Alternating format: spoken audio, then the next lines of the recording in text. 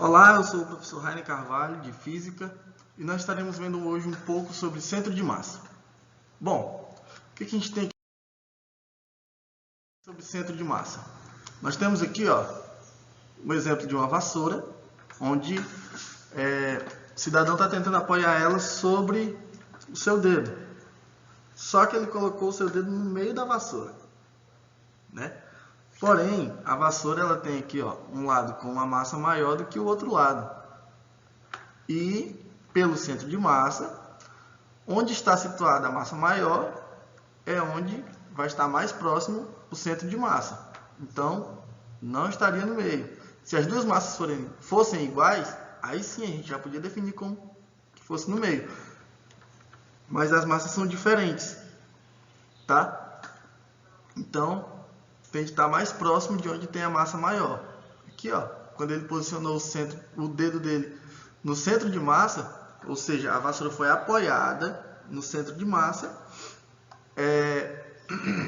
ele conseguiu o equilíbrio da vassoura, tá?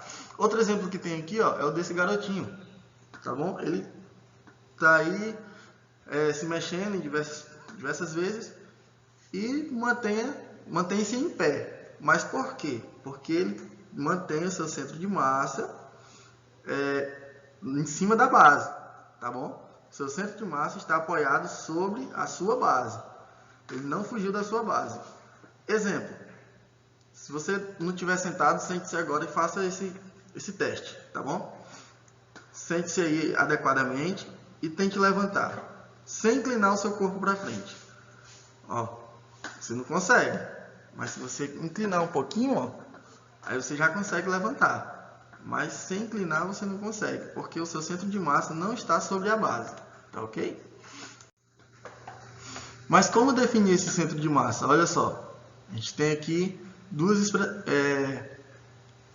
uma expressão para cada eixo, tá bom? Temos aqui, pro eixo X, no caso de a gente ter só uma dimensão, usa só o eixo X, ou então o Y.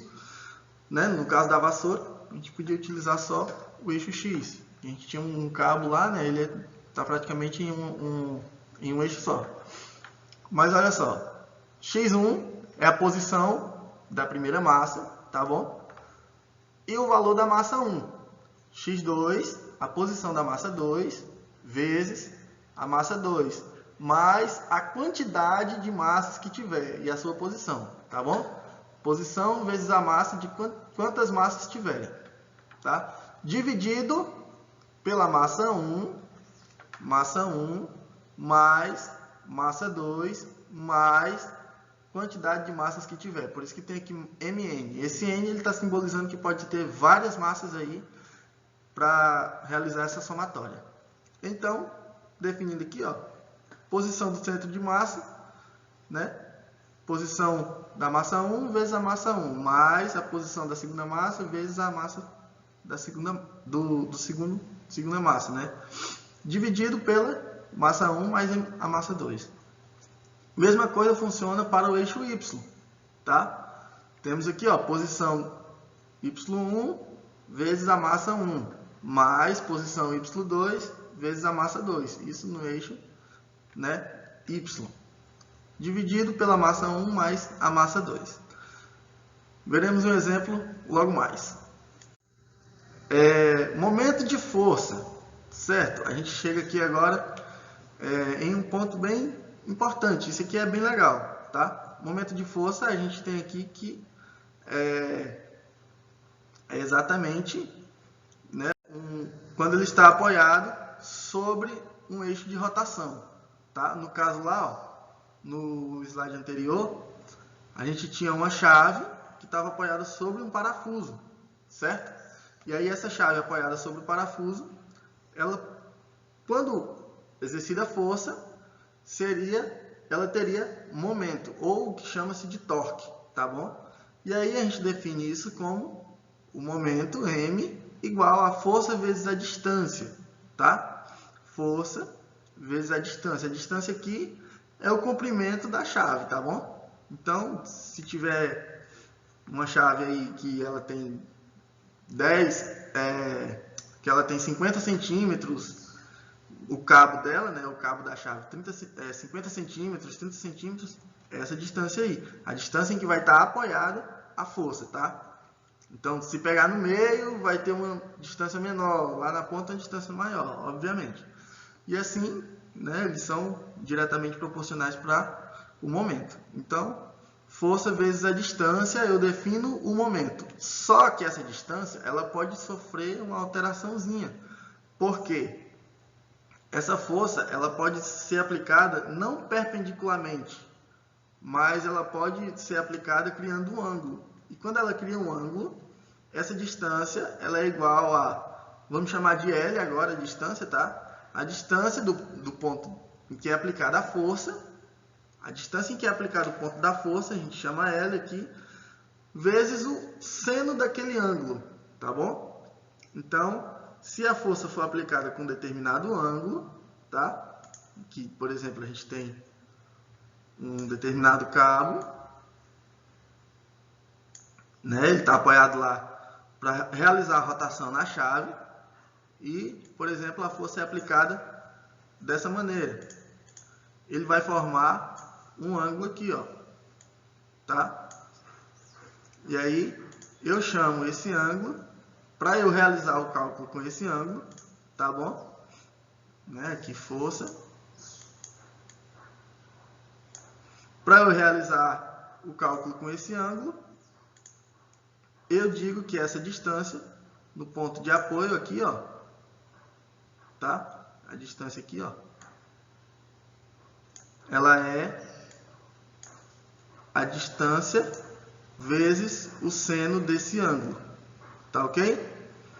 A distância vezes o seno desse ângulo. Tranquilo? Tranquilo. Bom, momento resultante. O que a gente tem aqui em momento resultante? Tem o seguinte. O momento resultante nada mais é do que a soma dos momentos, tá? Em determinada situação, obteve vários momentos. Vamos supor que tem-se uma barra em equilíbrio, tá? Temos uma barra em equilíbrio, por exemplo, né? E aqui, ó,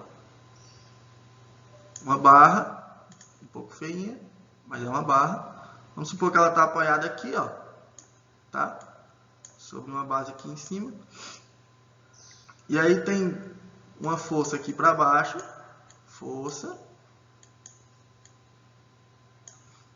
Tem o peso, né, dessa barra, aqui para baixo também.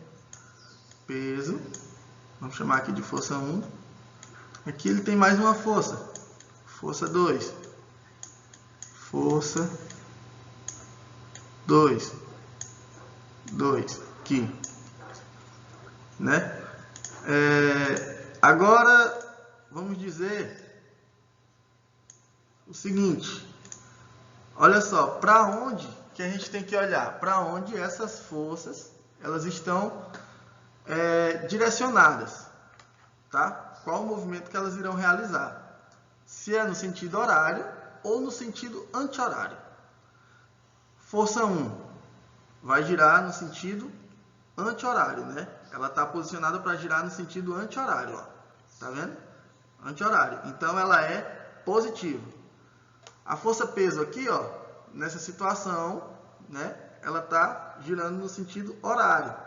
Se ela vai girar no sentido horário, então ela está direcionada para girar no sentido horário, né? Sobre o ponto aqui de rotação. Então ela é negativa. Mesma coisa para força 2. Força 2 está posicionada para girar na direção do sentido horário. Então ela vai possuir um momento negativo, tá? Aqui sobre o peso, ó, se a base de apoio fosse aqui, ele estaria no anti-horário. E aí, então, ele seria positivo. Então, lembre-se disso. Quando for somar aqui, ó, o momento resultante. Se fôssemos somar o momento resultante dessas forças, o momento 1 da força 1, ele seria positivo. Já o momento da força peso, negativo. O momento da força 2, negativo, porque eles estão no sentido horário. Se está no sentido anti-horário, ele é positivo. No sentido horário, é negativo. Ok?